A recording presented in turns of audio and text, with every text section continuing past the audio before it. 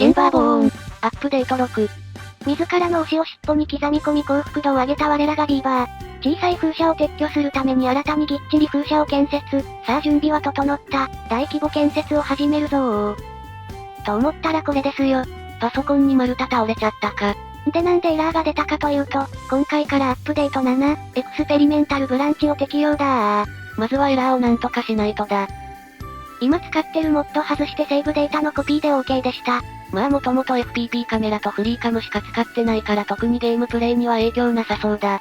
一人称視点とマップ全体の俯瞰ができなくなったのであしからず。開発版なのでしゃあなし。てなわけでここからは開発版でお送りいたします。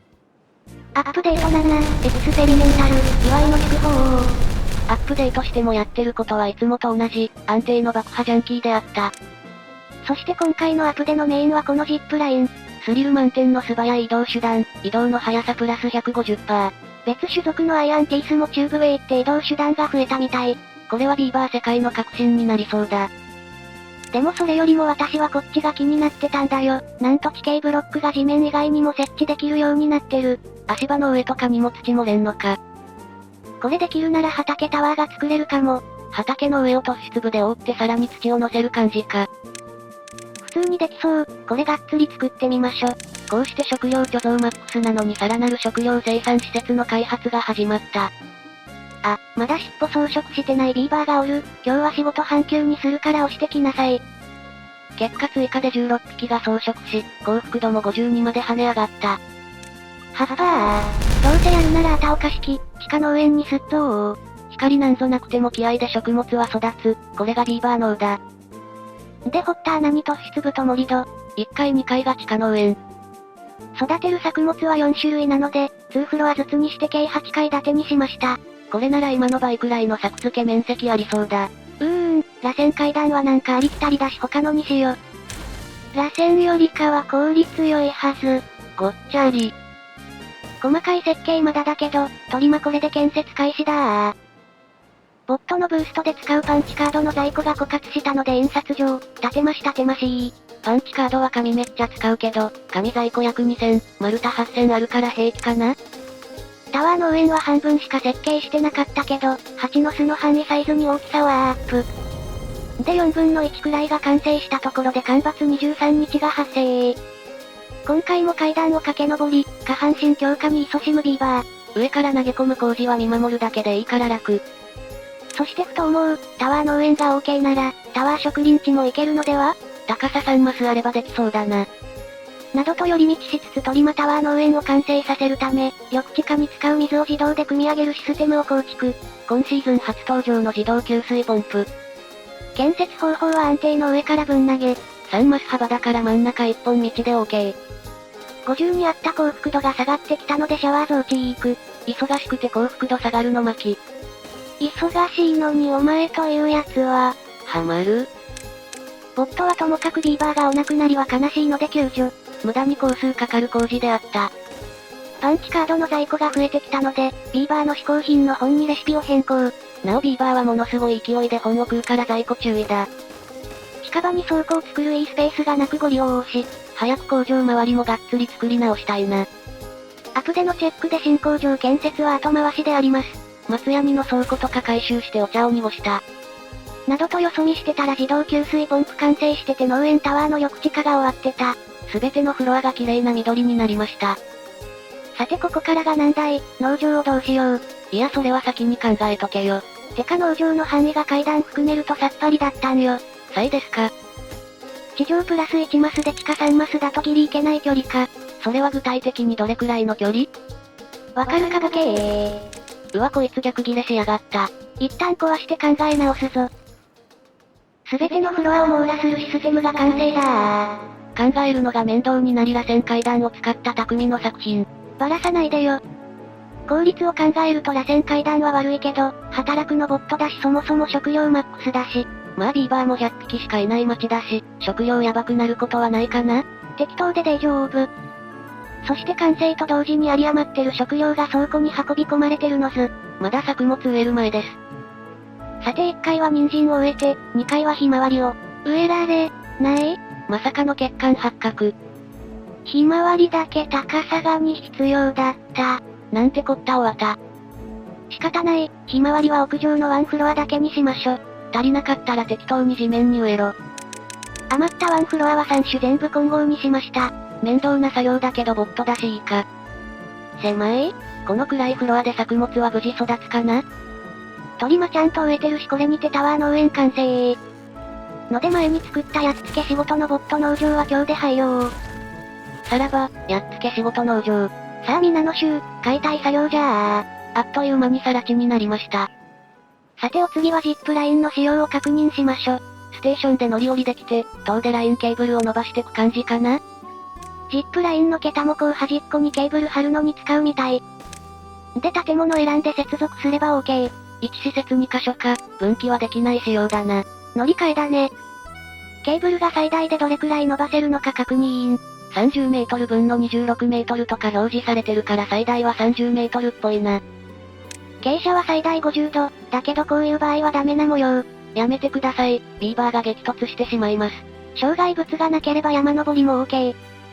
用水路に設置がいいかなと思ったけど、重力バッテリーの邪魔になりそう。どこに建てるか迷うぜ。農場タワーも完成したし、この辺更地にして駅に再開発だ。ボットに仕事を奪われビーバー農家さん廃業です。許せこれが時代の流れだ。農場タワーで収穫した作物を迅速に運べるラインを作成。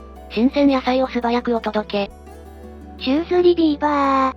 最初の利用者が鉱山に歯車を持ってった様子。駅に着くと、消える。目にも止まらぬ速さで乗り降りしております。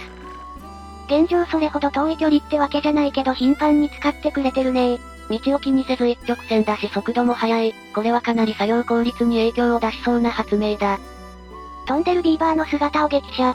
いつものアホ面がどことなくキリリとしております。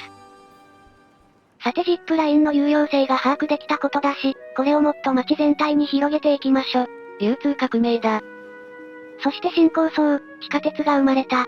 マジかよすげえなビーバー。しかしこれは地下深さが5マス必要であり、すでに高さ3で平坦化してるので却下された。考えただけで結局やらんのかーい。まあ地下だと見た目も地味だし廃案。普通に運搬量の多いバンジーダム横の鉱山近くに駅を設置。鉱山は加工板に歯車にスクラップと運ぶものがたくさん。汚水も離れた位置で採取してるので、運びやすいように駅を設置。生成物作ったりで結構汚水も使うよな。駅からは2カ所しかラインが張れないので新駅を隣に、建てまし。今は使わなさそうだけどデスマウンテンルートも建設。ラオジン水弁観光用の駅。さて干ばつ終わるまであと8日ほどあるけど特に急ぎの予定もないし、灌漑水路2マスに拡張工事だ。前からここがガタガタしてて地味に気になってたんだよね。用水路周り断崖絶壁。ここまでやると少し工数が増えるかな？てなわけで建設でもジップラインの性能を見せていただこう。これなら山登りも楽勝だぜ。さあジップラインで山を登れと思ったけど大半は鉱山方面行っちゃった。作業可能な現場がそっちの方が多かったみたいだな。まあ早すぎて何やってるのかようわからん。おい。しかし動き早いな。早すぎて撮影できないので止めてサムネ撮影。モッドがなくなってカメラの使い方が変わり、手こずってる白霊師の様子。なんか間抜けな格好で可愛い。脱力宙吊りビーバー。工事が進むにつれてダム湖横の駅も使ってくれてる模様。群がるビーバーに思わずにっこり。建設速度も上がってるしほんとジップラインいいね。だな。この姿、何時間でも見てられる謎の魅力があるね。すでにティンバーボーンのプレイ時間は500時間を超えております。良い子はゲームは1日1時間で。おい。レイム推しビーバー、マリサ推しビーバー。出会うはずのない二人の出会い。この後恋が芽生えました。マジで？リア充爆発しろー。こらこら。作業は順調。さて元川の水を自動で注水してた清水弁も撤去。今はバンジーダムから自動注水されてるからここの出番はほとんどないぜ。作業5日でこんな感じになりそうろー。ジップラインあると高い場所でもあっという間に工事できたぜ。じゃあお次は植林の立体化やってみようかな。高さ3マスで積み上げる計画。どうせやるなら工場建設予定地の近くにして、原料の丸太の生産地にしましょ。後でやると絶対面倒なシャフトの工事先にやっとこっと。灌漑水路に事前にシャフトを通してる模様。さて高さ3マスこれで OK。って森番の詰め所が建てられん。これはちと工夫が必要だな。というかそもそも森番の詰め所の植林範囲とかわからないので調べた。突出部5マスを並べただけ。入り口から20マスが植林可能範囲みたいだね。結構広いな。うがー、設計の邪魔だ。全部引き込むけー。うちのレイムさんは少々我慢が足りない。戦いの時間だー。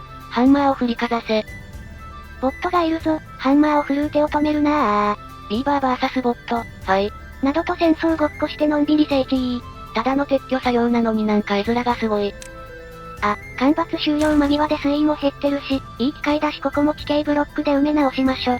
見た目しか変わらん工事なのに水がちともったいないな。急げば全部漏れる前に塞げるかな？中が見やすいように開口部も足場トリプルに回収。でその上に盛り土盛り土。夜中にこっそりジップラインの駅を立て直し。この角度なら交差してもギリ OK。植林地構想家は足場の上に突出部を重ねて、地面から高さ4マスになるようにしました。これなら森番の詰め所も同じフロアに設置できるな。支柱周りが少し植林できないけど、こんな感じで横に伸ばせる設計にしたよ。突出部をうまく使えばでっかい2階も作れるぜ。無駄が多いけど手前にマスが用水路。地下に作った農園の見た目がしょぼすぎて後悔し、少し見た目にも気を使った様子。8000あった丸太の在庫がいつの間にか3000に、植林場完成までのつなぎにちょい植林。丸太使いすぎ。やっちまったー。